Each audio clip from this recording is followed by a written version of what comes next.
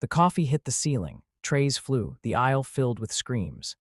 "Brace," a flight attendant yelled, then vanished into a seated passenger's lap as the plane dropped again. The lights flickered, overhead bins gaped. A baby wailed. A man in 17C ripped off his seatbelt and lunged for the overwing exit. "Sit down," another passenger shouted, grabbing his shoulder. "We're going down," the man yelled, wild-eyed, clawing at the handle that wouldn't budge. A rosary skittered under a seat. Someone prayed in Spanish. Someone cursed in English. Somewhere, glass cracked. "Cabin crew, take seats," the intercom barked, the captain's voice tight and clipped. Row 40 felt the tail whip side to side. Shoes slid. A flight attendant braced against a galley cart in the back, face white, ankle twisted wrong. Her name tag read Re. She tried to stand. Failed. "Everyone stay seated," she said, voice stretching thin. Her eyes scanned for the panicked man at the exit. Another jolt smacked her back down. Meyer in 40F gulped air that tasted like plastic and metal. Her hands shook on the armrests. Her seatmates grabbed each other so hard their knuckles whitened. Around them, the group in matching hoodies looked to her. "Maya," Jammer hissed, voice hitting the single note reserved for leaders and emergencies. "Look." Row 17. The man clawed at the exit, sobbing. It's stuck, we're going to die." A woman clutched her sleeping toddler so tightly the child woke and screamed like a siren. The plane lurched again. A steward's hand banged the ceiling and fell limp. Maya stopped hearing everything, then she decided to hear it all. "Guys," she said, quiet, firm, "we're okay." No one was okay, but all 16 sets of eyes and hoodies turned to her and steadied. San Isidro Parish Youth Choir had crammed into row 40 and scattered a few rows forward after the gate agent split their block booking. They were tired, hungry, and suddenly very awake. "Start low," Maya said. "Soft, just breathe first." Glass rattled. The tail wagged. A can rolled down the aisle and clanged against a shoe. Ree saw Maya's lips shape a sound that started as nothing. A hum. It stitched together in the back like a thread. "Don't," Ree croaked, "hand up." Then she heard it properly and closed her eyes. It wasn't noise, it was anchor. The hum thickened. Altos joined, tenors tucked under, no words yet, just sound like a steady heartbeat. Row by row, heads turned toward the back. "What are they doing?" a teenager whispered, phone clenched in a shaking hand. "They're singing," the older woman beside her said, almost laughing through tears. "Of course they're singing." The man at the exit shouted, "Shut up, shut up." He yanked again. It didn't move. "We're trapped." A big guy in 18D pinned him by the shoulders. "You're not opening that," he said, calm, strong. "Breathe." "I can't," the man gasped. His eyes darted, pupils blown wide. The hum tightened into a lullaby, then not a lullaby, a hymn. Old, lived in. No one announced it. The chord just shifted and resolved, and suddenly the cabin had a spine. "Keep it low," Maya whispered. "Think waves." Jammer nodded. "Waves." They sang like sea under a boat, not loud enough to fight the turbulence, strong enough to give it meaning. People who didn't understand the words understood the shape of the sound and held onto it like a rail. Row 12, a woman in a pencil skirt unclenched her fingers from the armrest and pressed them to her mouth. Tears streamed down under her eyeshadow. She sobbed with relief to the rhythm. Ree watched the baby stop screaming mid-breath. The child's eyes widened, listening. The mother loosened her grip and started to cry instead. The intercom cracked. The captain's voice came through like sandpaper. "Ladies and gentlemen, we've hit a severe mountain wave. We are diverting. Please remain seated with seatbelts fastened." Another drop cut his words off. Gasps snapped around the cabin like breaking twigs. The humming surged a fraction louder. Maya's right hand shook. She tucked it under her thigh. The boy beside her, Paolo, about 14 with a haircut his mother hated, stared forward and breathed in time with the altos. His masked compartment above him, half open for years, chose now to pop free and dangle uselessly by a hinge. He reached up. It swung away. He lowered his hand and clenched his jaw. "Look at me," Maya said to him, keeping her voice level. "Sing the ah with us, just the ah." He mouthed it, no sound at first, then yes, a thread. Row 17, the man at the exit stopped fighting. He sagged, sobbing. The big guy kept him pinned anyway. "That's it," the big guy said, nodding toward the back. Stay with that." "Ree," another flight attendant screamed from mid-cabin, voice breaking. "Oxygen in row 21 failed." Ree tried to stand again. Pain flared like lightning. She bit it down. "Rate your breathing," she called instead. "In for 3, out for 5. Sir, get down. Now." The man at the exit sank into his seat and covered his face. The plane rolled left. The wingtip outside the tiny oval windows, impossible to watch and impossible to ignore, flexed like a willow branch in a storm. The hymn climbed a step and stayed. 2 hours earlier, the choir had stood at the gate in cheap hoodies, clutching paper cups and a Tupperware of sticky rice that security almost confiscated. The gate agent had frowned at their group and split them across the back half of the plane with a forced smile. An older man in a pressed suit had warned them not to block the aisle because some of us have meetings. Maya had nodded and said sorry too many times. No one could have known any of this would matter. It mattered now. The intercom clicked again. "Cabin crew, stand by for another drop," the captain said. Ree glanced down the aisle, assessing who would slam into what. She saw the choir's hoodies, San Isidro in peeling letters, and something inside her steadied. She liked the way their leader's hands moved, small twitches. She knew those hands were terrified hands. She also knew that leader would hold anyway. Maya looked to Jammer. "Teach them," she whispered. "What?" he said. "Teach them to breathe," she said. "The count." He sat forward, shoulders squared. "In 2, out 4, he called to the surrounding rows, voice cutting cleanly. "No one hyperventilates on my watch. Follow us." "Who are you?" a guy mumbled, not looking up. "The choir in the last row," Jammer said. "Breathe." The drop hit like a shove down a staircase. A piercing wail of wind threaded through the cabin. People screamed, then swallowed it. A few cried out for their gods. A few called for mothers.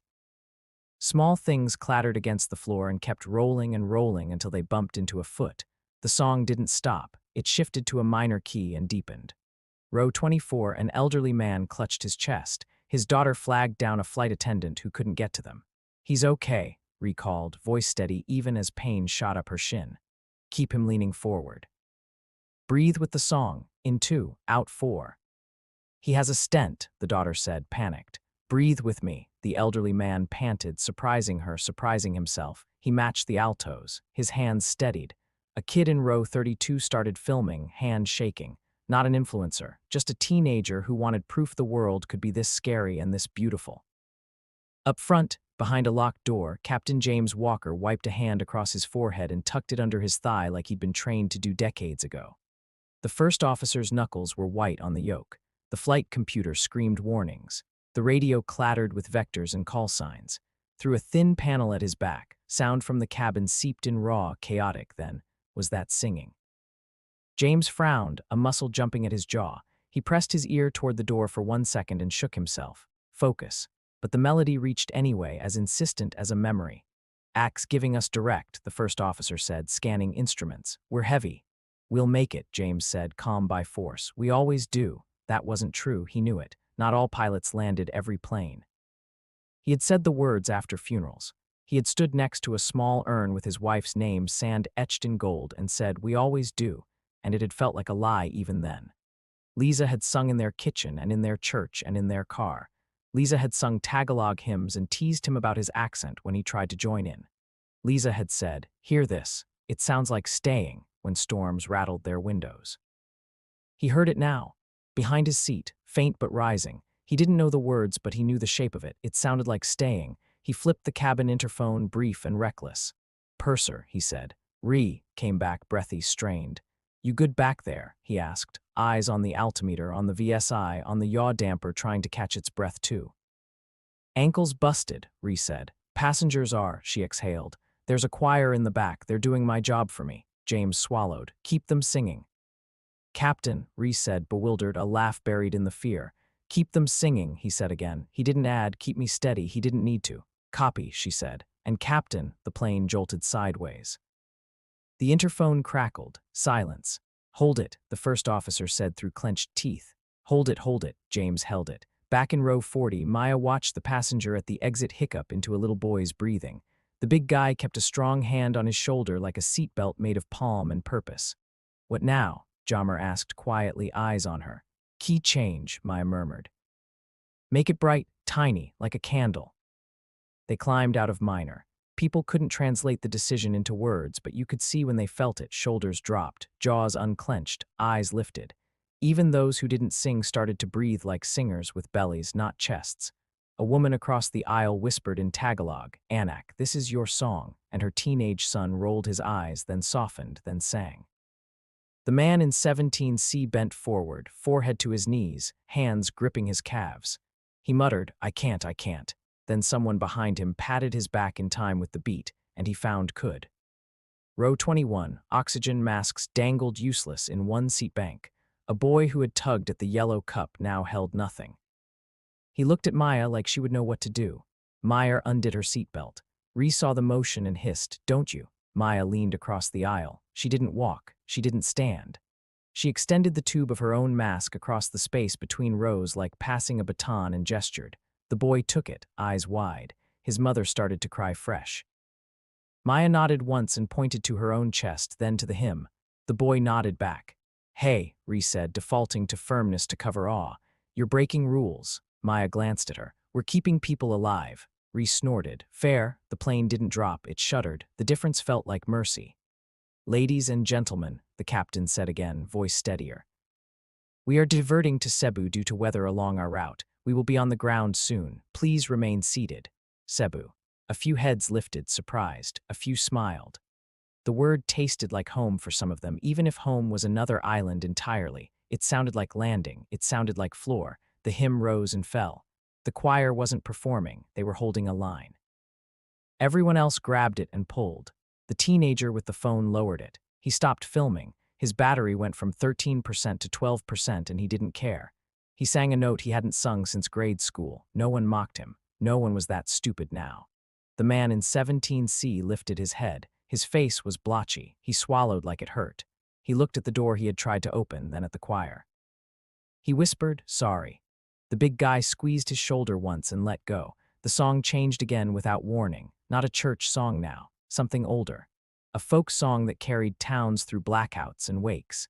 People in row 8 who hadn't been to church in years recognized it anyway and hummed. Buckle up tighter, Ree said, voice louder as sensation returned to her leg. We're descending. A different engine sound thrummed. The plane tilted nose down. The descent felt aggressive. Someone yelped at the new pressure in their ears. The choir thinned a little as people pinched noses, blue cheeks, swallowed. Keep singing, Jommer said, unusually bossy. You can equalize and sing. You can't boss biology, Alma, the mother with the toddler, said. But she sang anyway. Her child, thumb in mouth, looked up at her like she was a miracle, then reached a palm toward the aisle as if to catch the sound and keep it. Windows turned the gray of a wet morning. Clouds smothered everything. The cabin turned a quiet shade of brave. The landing gear thumped out. It sounded like judgment. Maya's hands were steady now. Her fear had repositioned. It sat behind her ribs like an old auntie, still muttering but soothed with a good meal. Last verse, she whispered. Make it count. The runway was still somewhere below. The first officer called out speeds and heights. The captain floated a hand over the throttles like a pianist not touching keys until the exact right bar. Come on, he muttered to the plane, to the day, to Lisa. Reclosed her eyes. The hymn swelled. Imagine a rope thrown across a gap, knotted with hundreds of hands. That is what it was. Wheels found concrete with a screech that flushed blood back into faces. Spoilers shot up. Reverse thrusters barked. The plane shivered and roared and finally slowed.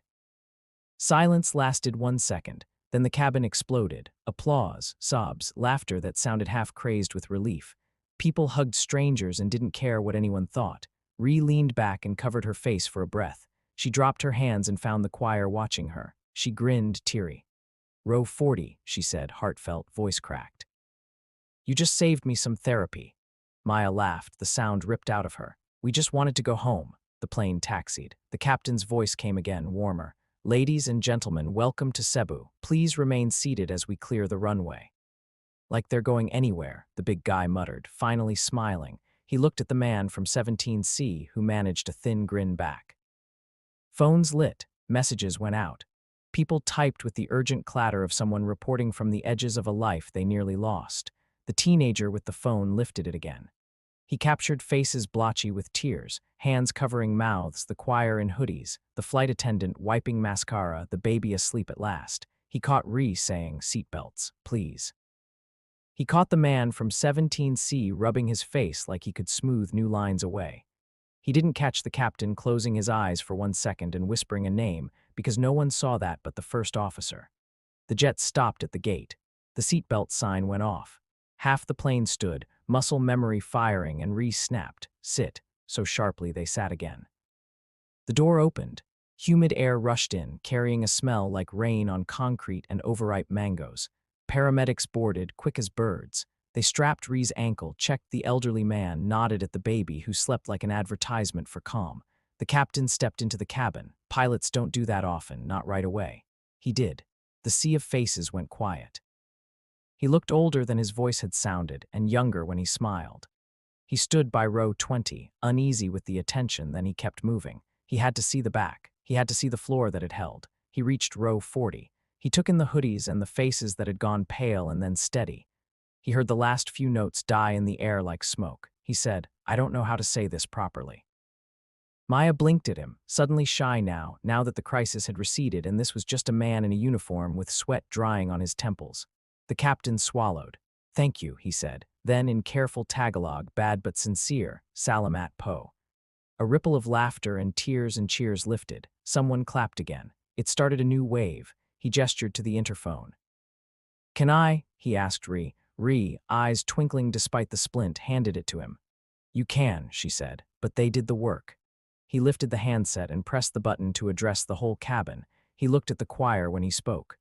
"We're safe on the ground because a lot of people did their jobs," he said, "and because some people did something else instead of panic." He paused. The cabin held its breath out of habit. "I heard your singing through the door," he said, voice thickening. "My wife used to sing that. I lost her last year." He cleared his throat. "You got us down. You kept this cabin together. You kept me steady. I just thought you should know that I heard you and it mattered." He put the handset back in its cradle and went quiet. The plane cheered again, different now. Not wild, thankful. The man from 17C stood. He hovered, unsure. He worked his way back down the aisle, hand on seat backs, not trusting his legs. He stopped at row 40 and faced the choir. His lips trembled with the effort not to cry. "I'm sorry," he said to Maya. "I lost it. It's just planes. I lost my sister in one when." He cut himself off, breath hitching. He looked away. He looked back. "I shouldn't have gone for the door. You kept me here." Maya nodded. "Stay," she said simply. "That's all." He laughed, one sharp huff that sounded like release. "Stay," he echoed. He glanced at her hoodie. "What's your name?" "Maya." "Marcus," he said. He held out a hand, awkward. She took it. Ree rolled her eyes at her own tears and wiped them with the back of her hand. She caught the captain's gaze and nodded at him like a salute and a thank you and a goodbye in one. Ground staff ushered people off. The aisle filled, clogged, then moved. Strangers paused to squeeze shoulders, to say words like, "I can't believe," and "thank you," and "you were amazing," and "you got me through it." At the door, a gate agent who had split the choir's seats earlier stiffened when she saw the hoodies. Shame worked over her features. She faltered. Then she squared her shoulders and said, "I'm sorry about your seats earlier." She gestured to row 40. "You kept them okay, thank you." It sounded like it hurt to say. It sounded honest. "We're okay," Maya said, too kind and meant it. The team gathered in the jet bridge. Air hit them like a wet hand. Maya's phone buzzed with messages. A video was already moving across screens. Deafening comments and little hearts raced past. None of them cared yet. They were busy being real. Jommer slung an arm around her shoulders. "You did that," he said. "We did that," she corrected. He grinned. "Leader." She rolled her eyes. "Choir." Down on the tarmac, the captain stood alone for a second and watched ground crew tug the plane. He thought about the word safe and measured it against what had just happened and found it passable. He thought about Lisa singing in the car, tapping the steering wheel with her fingers like a metronome when he drifted off beat. He whispered, "You'd have loved them," to the open air, and then he wiped his face and went back to his job. Departures filled with people who had made it. Arrivals with people who had waited. The choir gathered near baggage claim, where cold tile and harsh light tried to flatten out what happened. They didn't let it. They found each other's hands and kept them for longer than usual. Marcus, the man from 17C, wandered toward them, half shy. He shuffled like a boy told to apologize after a fight he started. "Come here," Alma said, no nonsense, pulling him into their loose circle. He winced. "I shouldn't," we said. "Come here," she said again, gentler. "You're with us." He came. He hadn't been with anyone in a long time. He didn't say that. He didn't have to. Ree, hobbling on a temporary crutch, found them there and shook her head like she'd just seen a magic trick twice. "You lot doing an encore," she joked. Maya tilted her head at the woman. "Only if you're our soloist." Ree barked a laugh. "My voice is gone." "You've got plenty left," Maya said. "Proof's behind us on a runway." The captain approached with a small box in his hand. his hat tucked under his arm, his hair thinner than it had looked from a distance. Groups of grateful passengers stopped him, thanked him, snapped sneaky photos. He stopped anyway here. He held out the box to Maya. "It's nothing," he said. "Just, my wife used to hand these to students when they did well. She taught music. These were hers." He looked at the box like it might bite. "I've been carrying them around not knowing what to do with them." Meyer opened it. Inside lay a handful of tiny enamel pins shaped like quarter notes. Old-fashioned. Perfect. "We can't," she started. "You can," he said. "Please." She took one. The choir took the rest. They pinned them to hoodies that still smelled like fear and airplane and mango candy. They looked strangely official suddenly. They looked like a unit decorated after a battle. "Sir," Jommer said, respectful, curious. "What was that song to you?" James smiled in a way that contorted grief into something bearable. "Home," he said. "It sounded like home. They didn't sing again then. They didn't need to." They stood in a tight huddle while baggage from a dozen lives thumped onto a carousel. People walked around them, glancing over, not understanding why a group in cheap hoodies and matching pins radiated so much light. A little girl toddled up and tugged Maya's hoodie. "Sing?" she asked, baby high. Maya crouched. "Later," she said, "when we're all on the ground." The child considered this. She beamed. We are," Maya agreed, and felt the words land like a wheel on a runway. Hours later, the teenager's video would slingshot around the globe. Headlines would find the hook, panic spread during turbulence, until a Filipino choir in row 40 started to sing. People would argue about whether singing mattered in a plane full of technology and training. People would say they wished they had been there. People would say they were glad they weren't. Comments would be war zones and love letters. The airline would try to co-opt. The choir would decline politely. They would raise money for Ree's medical leave instead. But right then, at 2 in the afternoon under fluorescent lights, none of that existed. What existed was a broken bit of fear soldered back together with sound. What existed was the anchor Maya kept in her chest, given to her by storms and choirs and stubbornness, placed into a room full of strangers and accepted like breath. Outside, rain began. Cebu did what cities do after drama. It held. It moved. It served hot food to people who needed it. Row 40 headed for the exit together, the way they had entered the sky together, the way they would do most things for a while now. Ree limped beside them, refusing a wheelchair, refusing to look anything but proud. Marcus fell into step on Maya's other side, hands jammed into his pockets like a teenager. He stared straight ahead and didn't say thank you again and didn't need to. At the door, Maya paused and glanced back down the jet bridge. Through a gap in the window film, the plane's tail peaked, white against gray. She touched the little enamel note pinned to her chest and exhaled. "Next time," Jommer said, nudging her, "we ask for better seats." Maya smiled. "Row 40's taken," she said. "By us." And she walked into the noise of a normal day that felt like a miracle.